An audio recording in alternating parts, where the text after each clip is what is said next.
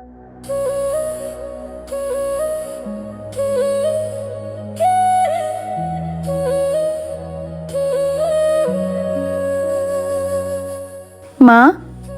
মইনা তই যোৱাই ক'ত? মা, তেওঁ অহা নাই। মই তেওঁক এৰি গুচি আহিছোঁ, কাৰণ তেওঁ মোক সদায় মাৰধৰ কৰে। হে প্ৰভু, এজনী ছোৱালীক চাচোন। সংসাৰত অকণমান সৰু সুৰা কাজিয়া পেচাল হয়, সেইবুলি টালি টোপোলা বান্ধি গুচি আহিব লাগে নেকি? মা, তেওঁ কথাই প্ৰতি মোৰ ওপৰত হাত উঠায়, মোক বহুত অত্যাচাৰ কৰে। মোৰ আৰু সহ্য নহয়, সেইকাৰণে মই নিজৰ ঘৰত গুচি আহিছোঁ। মইনা, তোৰ এতিয়া বিয়া হৈছে, তই এতিয়া অকণমান সহ্য কৰিবই লাগিব। তোৰ গিৰিয়েক হয়, খঙত থাকিলে হাত অকণমান উঠি যাব পাৰে, সেইবুলি তই এনেদৰে গুচি আহিব লাগে নেকি ঘৰ সংসাৰ এৰি থৈ? মা, আপোনাৰ চকুৰ সন্মুখত আপোনাৰ জীয়েকৰ এই অৱস্থা, তথাপিও আপুনি কৈ আছে সহ্য কৰিব শিক। আৰু কিমান সহ্য কৰিম মই?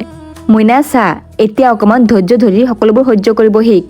তই যদি এনেদৰে গুচি আহ, সমাজৰ মানুহে কি ক'ব কচোন? তাতে তোৰ ভাইটিও বিয়া কৰাইছে, তাৰো এটা সংসাৰ আছে। তই যদি এনেদৰে ঘৰত বহি থাক আহি পেলাই, তোৰ ভাইটিৰ সংসাৰ নষ্ট হ'ব। মা, মোৰ গিৰিয়েক মোৰ ওপৰত ইমান অত্যাচাৰ কৰাৰ পিছত মই ভাবিছিলোঁ যে মই নিজৰ ঘৰত গুচি যাম, মোৰ মা দেউতাৰ সৈতে থাকিম। কিন্তু মই পাহৰি গৈছিলোঁ যে বিয়াৰ পিছত এজনী ছোৱালীৰ নিজৰ মা দেউতাৰ ঘৰ আৰু নিজৰ হৈ নাথাকে। চা মইনা, ছোৱালী মানুহ অকণমান সহ্য কৰিবই লাগে। তোক মই এটা কথাই ক'ম, তই নিজৰ সংসাৰখন সহ্য কৰি ৰাখিব নোৱাৰি এতিয়া আহি তোৰ ভাইটিৰ সংসাৰখন নষ্ট নকৰিবি। তোৰ মা দেউতাৰ সমাজত থকা মান সন্মান নষ্ট নকৰিবি। বাকী তই যি কৰিবলগীয়া কৰ। আজি তেওঁ মোক মাৰি ইমান বেয়া অৱস্থা কৰি দিছে, তথাপিও আপুনি মোক সহ্য কৰিব কৈ আছে। কিয়?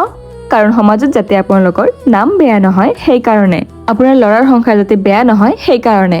মা, আপুনি চিন্তা নকৰিব, মই আপোনালোকৰ সন্মান আৰু আপোনালোকৰ ল'ৰাৰ সংসাৰ মই নষ্ট নকৰোঁ।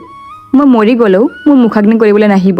নিজৰ ভুৱা সন্মানৰ বাবে নিজৰ ছোৱালীক সহ্য কৰিবলৈ শিকাই মৃত্যুৰ মুখলৈ ঠেলি নিদিব।